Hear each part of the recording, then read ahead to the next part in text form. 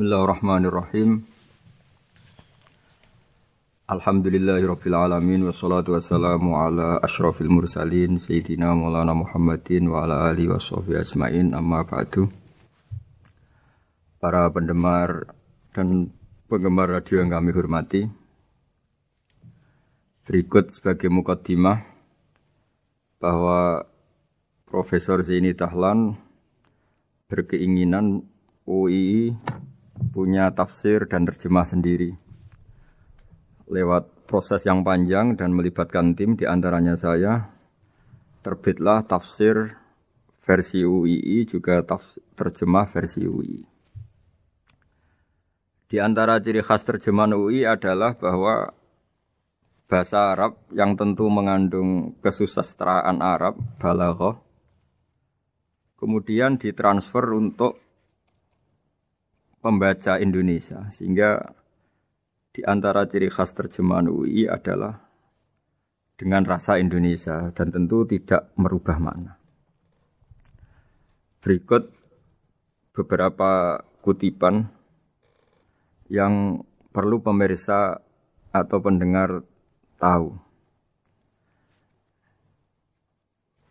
Al-Quran adalah satu kitab suci yang diturunkan kepada Nabi besar Muhammad SAW. Dan di antara ciri Al-Quran adalah menjelaskan kebenaran secara jelas, secara gamblang. Sebagaimana firman Allah, bahwa Rasul adalah Rasulun minallah yatlu suhufam mutahharah. Rasulullah diutus oleh Allah SWT ketika penduduk Makkah sangat-sangat jauh dari kebenaran. Mereka adalah penyembah berhala yang dikira sebagai Tuhan, dan jumlahnya Tuhan-Tuhan itu banyak sekali. Suatu saat Rasulullah mendakwahkan bahwa Tuhan itu satu dan harus satu.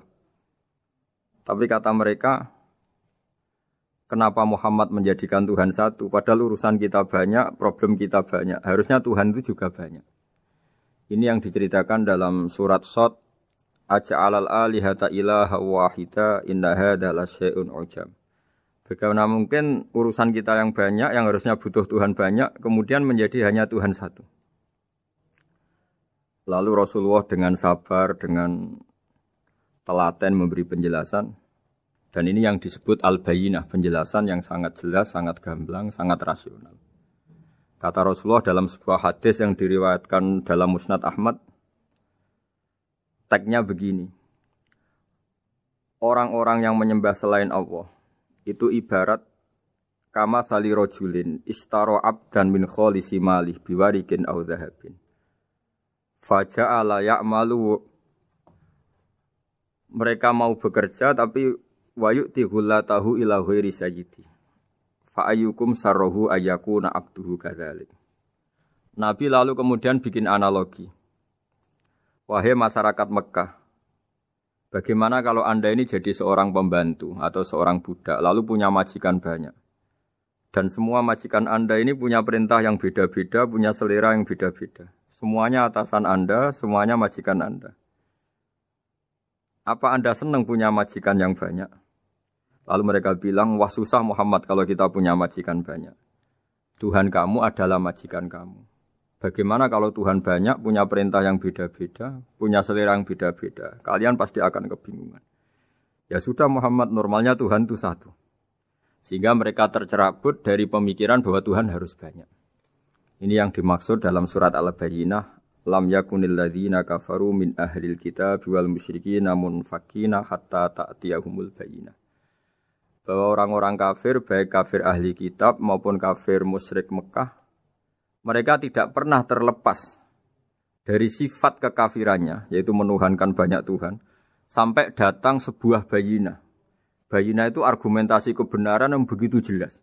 Setiap membawa kebenaran, argumentasinya meyakinkan. Itu siapa? Rasulun minallah yatslu suhufam mutahharah, yaitu Rasul yang membacakan lampiran-lampiran suci, yaitu Al-Quranul Karim. Dengan penjelasan analogi tadi, kemudian orang-orang Mekah sadar, susahnya kayak apa kalau Tuhan banyak, lalu perintahnya beda-beda, seleranya beda-beda, hukumnya beda-beda. Ini membingungkan. Akhirnya mereka mengakui bahwa pentingnya logika tauhid. Nah ini yang Rasulullah ini benar-benar berstatus bayinah. Kemudian analogi betapa buruknya kita saat menyembah selain Tuhan. Lalu Rasulullah mencontohkan sebagaimana yang saya kutip tadi dari Musnad Ahmad. Misalnya Anda punya pembantu atau zaman dulu budak. Anda beli dari harta kamu, dari uang kamu. Kemudian budak ini kerja. Yang ngasih makan kamu, yang fasilitasi kamu, toko milik kamu, semua milik kamu. Kemudian dia kerja dan hasil dari kerjanya dia dikasihkan ke orang lain. Kamu senang tidak punya budak yang seperti itu, kata Rasulullah. Wah, kita semua tidak senang Muhammad. Sama seperti itu. Kamu adalah bisa makan rezeki dari Allah. Kamu nempat di buminya Allah. Kamu minum dari air yang dibikin Allah. Kemudian Anda menyembah selain Allah. Itu aneh apa enggak? Menyembah zat yang tidak memberi rezeki kamu, yang tidak bikin bumi untuk kamu, yang tidak bikin langit untuk kamu, yang tidak bikin fasilitas air untuk kamu. Aneh enggak? Semenjak itu mereka berpikir betapa buruknya mereka menyembah berhala, menyembah arca, menyembah Yesus, menyembah macam-macam. Nah ini yang disebut Rasulullah adalah orang yang benar-benar bayinah. Ketika melontarkan kebenaran, benar-benar jelas sehingga diterima secara akal yang sehat. Karena semua akal yang sehat akan menerima agama ini disebut fitratallahi fatarna salihah. Bahwa agama ini agama fitrah. Orang yang normal, yang cara berpikir normal pasti menerima agama ini. Nah, UII dengan terjemahan ini dan dengan tafsir ini ingin memberi penjelasan simbol-simbol yang ada di beberapa surat. Di antara lagi yang di bab muamalat. Betapa Rasulullah itu punya logika yang benar-benar mudah diterima. Dulu orang Arab dalam bab muamalat jual beli biasa menjual kurma masih kecil, masih belum jelas jadi kurma yang baik apa enggak. Kalau istilah orang Jawa masih pentil ini. Kalau bahasa Arab qobla buduwi solahiha. Calon buahnya itu belum pasti jadi buah. Kemudian masih bunga, masih apa sudah dijual. Dengan transaksi asumsi harga andekan sudah jadi kurma. Kalau dalam Jawa mungkin jual mangga sebelum tua, masih pentil, masih kecil. Lalu kata Rasulullah, kamu jangan melakukan itu. Kenapa ya Rasulullah, padahal kita butuh uang? Kata Nabi, Ara'aitum in mana Allahu as-samra, fabima yastakhillu ahadukum mala akhi. Bagaimana kalau buah-buah yang masih kecil itu kemudian berguguran karena satu musim atau karena apa? Lalu kamu mendapat uang itu atas nama apa? Yang dikatakan tijaro adalah muawadhah. Pembeli dapat barang, kamu dapat uang. Lalu kalau barang yang ada enggak menjadi buah yang baik, Anda menerima uang itu atas nama apa? Rasulullah secara haru, secara mengingatkan nurani kita dengan redaksi fabima yastahillu ahadukum mala akhi.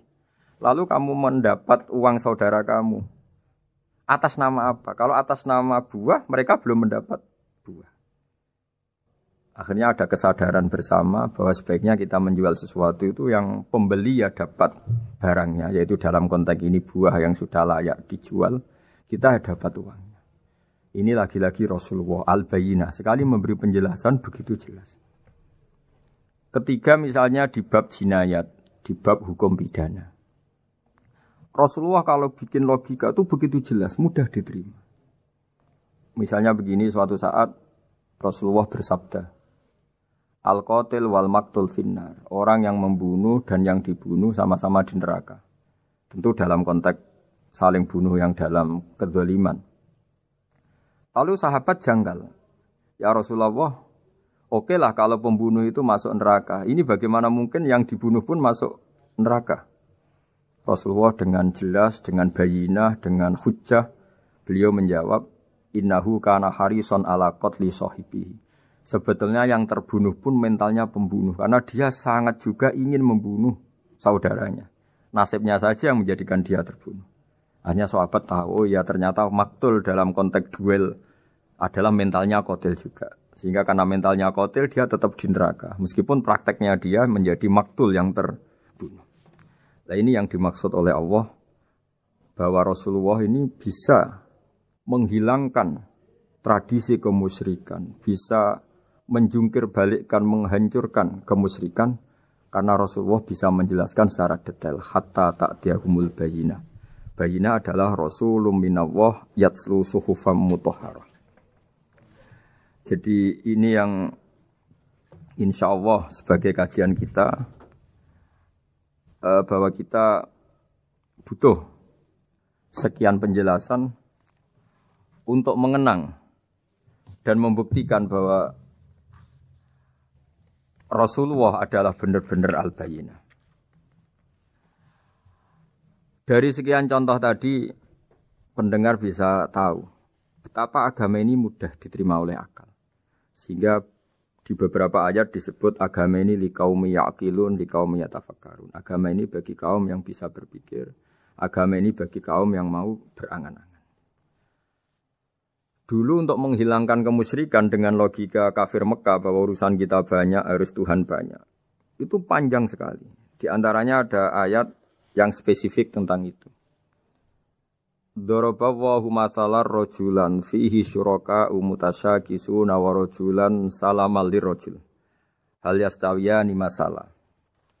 Allah membuat satu perumpamaan yaitu di surat Daraballahu mathalan rajulan fihi syuraka di surat Zumar ayat 29. Allah membuat satu perumpamaan bagaimana andaikan Anda jadi seorang pembantu atau asisten. Lalu Anda punya majikan banyak yang seleranya beda-beda. Kemudian dibanding misalnya Anda jadi pembantu dengan satu majikan yang akhlaknya baik, komitmennya baik. Anda milih mana? Lalu orang-orang kafir Mekah menjawab, Muhammad tentu kita milih punya majikan satu yang baik. Kalau majikannya banyak kita jadi repot. Lalu mereka kata Rasulullah, ya sudah kalau gitu Tuhan kamu satu saja jangan banyak. Kalau banyak jadi repot. Terus mereka baru tersadar bahwa menuhankan Tuhan banyak itu salah dan resikonya lebih banyak. Ini disebut munfakina hatta ta'tiyahumul bayyinah. Mereka orang-orang musyrik enggak mau tercerabut dari akar kemusyrikannya sampai datang al-bayyinah. Sebuah bukti kebenaran yang begitu jelas, begitu nyata. Siapa kebenaran itu? Rasulun minallah yatslu suhufam mutahharah. Yaitu Rasulnya Allah yang membaca lampiran-lampiran suci. Lampiran-lampiran suci ini dalam bahasa Arab diikutkan wazan isim maf'ul disebut mushaf. Makanya kitab suci ini ditulis di sohifah. Kalau dalam bahasa Arab lampiran itu sohifah, dijamakkan kata jamaknya suhuf. Kemudian ketika dicetak, dijilid disebut mushaf. Sehingga alhamdulillah UII Universitas Islam Indonesia punya mushaf, punya terjemahan, punya tafsir. Ini diharapkan kita sebagai ulama, sebagai dai, sebagai ustadz bisa warasatul anbiya. Karena kata Rasulullah al ulama warasatul anbiya. Saya kira demikian supaya pemirsa tahu, pendengar tahu bahwa betapa pentingnya menjelaskan secara bayyinah. Ini penting sekali karena sekarang pikiran di dunia itu macam-macam dan kita butuh energi untuk mengungkap lagi intisari-intisari dari sesuatu yang digulirkan atau dibahas Al-Qur'anul Karim. Sehingga Al-Qur'an ini benar-benar jadi ibrah, jadi teladan bagi kita semua. Jangan sampai karena kita lupa mengkaji Al-Qur'an sehingga hukum-hukum Al-Qur'an menjadi mandek. Kita harus terus mensosialisasikan supaya Qur'an ini hidup. Caranya gimana? Masyarakat dirangsang supaya tahu al-bayyinah. Contoh yang terakhir sebelum menutup perjumpaan kali ini, misalnya dulu orang kafir Mekah itu janggal. Karena mereka juga punya kajian bahwa Nabi itu bersyarat harus turunan dari bangsa Israel. Karena semua Nabi itu pasti turunan Nabi Ibrahim. Yaitu Nabi Ibrahim punya anak yang bernama Ishak. Ishak punya anak yang bernama Yakub. Yakub ini yang nanti punya anak Yusuf. Sehingga Yusuf bin Yakub bin Ishak bin Ibrahim. Ketika Nabi-Nabi ini hidup di Palestina, di Yerusalem, itu kayak jadi aturan bahwa Nabi itu harus turunan Bani Israel. Sehingga ketika orang-orang kafir Mekah dari kelompok ahli kitab, ketika Rasulullah Muhammad mendakwahkan diri sebagai Nabi, mereka janggal bagaimana mungkin Nabi dari orang Arab. Nabi itu harusnya orang Yerusalem atau orang Palestina. Kemudian Allah memberi penjelasan fihi ayatum bayyinatum maqamu Ibrahim, bahwa Muhammad adalah turunan Ibrahim. Bukti nyata adalah di Mekah ada jejak kakinya Nabi Ibrahim, yaitu yang sekarang kita sebut maqam Ibrahim. Setelah dilacak-lacak ternyata mbah-mbahnya Rasulullah atau nenek moyang atau leluhur Rasulullah bernama Adnan. Adnan ini kata sejarah-sejarah disepakati wa adnanu bila raibin intadzawil ulumin nasabiyah ila dzabihi Ismaila nisbatuhu wa muntama. Bahwa Adnan ini tertulis secara sejarah lengkap bahwa dia turunan dari Nabi Ismail. Ismail adalah anak dari Nabi Ibrahim. Kemudian makom Ibrahim ini juga dibuktikan sekian sejarah bahwa Ibrahim pernah di situ. Yaitu ketika Hajar, ibu dari Ismail, kesulitan nyari air, lalu lalang lari antara Safa dan Marwah, kemudian kita kenang sekarang bernama Sa'i. Kemudian dekat Ka'bah ada namanya Hijir Ismail, karena dulu jadi kamarnya Nabi Ismail. Hijir, hujro itu kamar atau ruang khusus untuk Nabi Ismail. Sehingga jelas sekali bahwa Ibrahim, Ismail, Hajar pernah hidup di Mekah. Lalu lagi-lagi orang kafir Mekah yang dari kelompok ahli kitab sadar bahwa Muhammad jadi nabi layak karena dia juga turunan dari Ibrahim alaihis salam. Ini yang disebut fi ayatum bayyinatum maqamu Ibrahim, bahwa di kawasan Mekah, kawasan Bakkah atau kawasan Hijaz jelas sekali ada jejak-jejak Nabi Ibrahim. Lagi-lagi ini bayyinah. Nah, bayyinah ini yang bisa menghilangkan sifat kemusyrikan, sifat kekufuran, karena lewat penjelasan yang panjang ini kemudian benar-benar diketahui bahwa Muhammad jadi nabi itu sah. Karena dari segi dakwahnya benar, perilakunya benar, hujahnya benar. Sekarang dari segi nasab juga benar karena beliau termasuk keturunan dari Nabi Ibrahim alaihissalam lewat jalur Ismail. Ini penting kita ketahui dan perlu kita kaji supaya istilah-istilah di Al-Quran kita tahu. Makanya banyak istilah di Al-Quran misalnya wattaba'tu millata abai. Kita ngikuti agama leluhur kami. Di situ disebut ada Ibrahim, ada Ishak, ada Ismail, ada Yakub. Kenapa demikian pendengar? Bahwa karena agama ini butuh tradisi. Dan tradisi ini menjadi komunitas sosial. Sehingga ketika tradisi ini sudah mantap, insya Allah lewat kebenaran agama ini akan menyingkirkan kemusyrikan. Contoh paling mudah begini, Nabi itu melarang orang menyembah batu. Tapi kemudian dalam tradisi Islam sendiri ada orang sholat kemudian sujud. Yang secara zahir sujud itu mencium batu atau mencium masjid tempat kita sujud. Apalagi kita mencium Hajar Aswad. Secara kasat mata seakan-akan kita ini menghormati betul Hajar Aswad. Sehingga orang kafir mencibir. Muhammad itu aneh. Dia melarang kita menyembah batu tapi dia sendiri mencium Hajar Aswad seperti itu. Dia sendiri menyembah batu. Orang kalau sujud seakan-akan seperti itu. Tapi lewat penjelasan Nabi bahwa kita sujud hanya kepada Allah. Kita kalau sujud baca sajadah wajhililladzi khalaqahu wa sawwarahu wa syaqqa sam'ahu wa basarahu bihaulihi wa quwwati fatabarakallahu ahsanul khaliqin. Wajah kami sujud kepada Zat yang menciptakan wajah kami, yang mengasihi kita pendengaran, yang mengasihi kita pandangan. Hanya Allah saja yang ahsanul khaliqin. Hanya Allah saja Zat yang paling baik dalam penciptaan. Ini penting sekali saya katakan bahwa sehingga sujud kita yang seperti itu adalah simbol tawadhu. Tidak ada kaitannya dengan kita ini menyembah batu. Sehingga kita tradisikan ke anak-anak saat sujud baca subhana rabbiyal a'la wa bihamdi. Kita ajarkan mereka bahwa semua selain Allah adalah ciptaan Allah. Jadi andai kan enggak ada tradisi tauhid yang dijelaskan begitu detail. Saat kita haji bilang labbaik Allahumma labbaik, labbaik la syarika lak labbaik. Innal hamda wan ni'mata laka wal mulka la syarika lak. Ya. Setiap kita haji mengitari Hajar Aswad kita bilang nikmat semua dari Allah.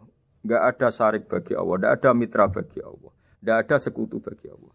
Sehingga karena ini kita maklumatkan, kita kumandangkan. Meskipun umat Islam itu mencium Ka'bah, mencium Hajar Aswad, enggak akan disalahpahami ini bentuk penuhanan kepada Hajar Aswad atau kepada Ka'bah. Karena kita ungkapkan innal hamda wan ni'mata laka wal mulka la syarika lak. Enggak ada syirik, enggak ada mitra bagi Allah.